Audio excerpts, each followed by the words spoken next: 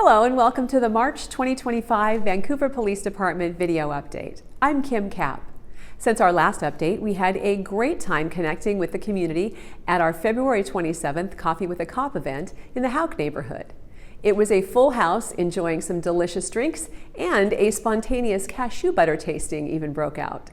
These events are a great way to connect with community members in Vancouver and support our local businesses. Please keep an eye on our social media channels to find out when and where we'll have our next Coffee with a Cop. Over the past few days, as many people celebrated St. Patrick's Day, officers from the Vancouver Police Department and our law enforcement partners in Southwest Washington, as well as across the river, conducted additional DUI enforcement.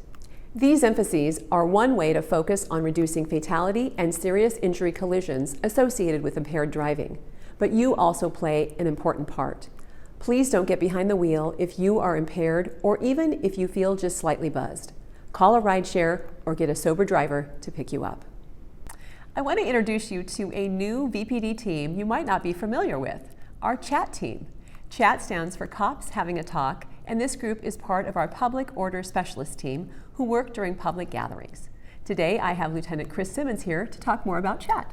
Thanks for joining me. Oh, happy to be here. Yeah, so tell us a little bit more about the purpose of C.H.A.T and what the officers are utilized for.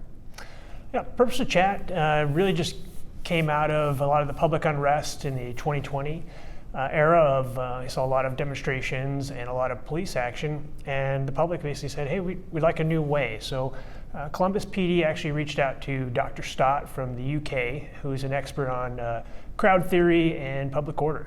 And they came up with a new concept called the dialogue officer or liaison officer. This kind of approach is more proactive rather than reactive, as past ones have been for public order. Essentially, our C.H.A.T officers, or Cops Having a Talk officers, will reach out to people that are planning a demonstration or a parade or any type of event where you're going to have a large crowd, and they'll work with them both before, during, and after to really facilitate their First Amendment rights, support them, and really just be there to kind of make sure their event's a success. Great. And how many C.H.A.T officers do we have? We currently have 6 or 7 C.H.A.T officers. They wear a special blue vest which says C.H.A.T or Police Liaison on the back, and they have specialized training also.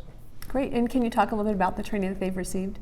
Yeah, going along with the best practices that Columbus PD has kind of pioneered, they all attend a 40-hour dialogue police course, which is offered by the Columbus PD, and also in conjunction, the entire curriculum was written with Dr. Stott.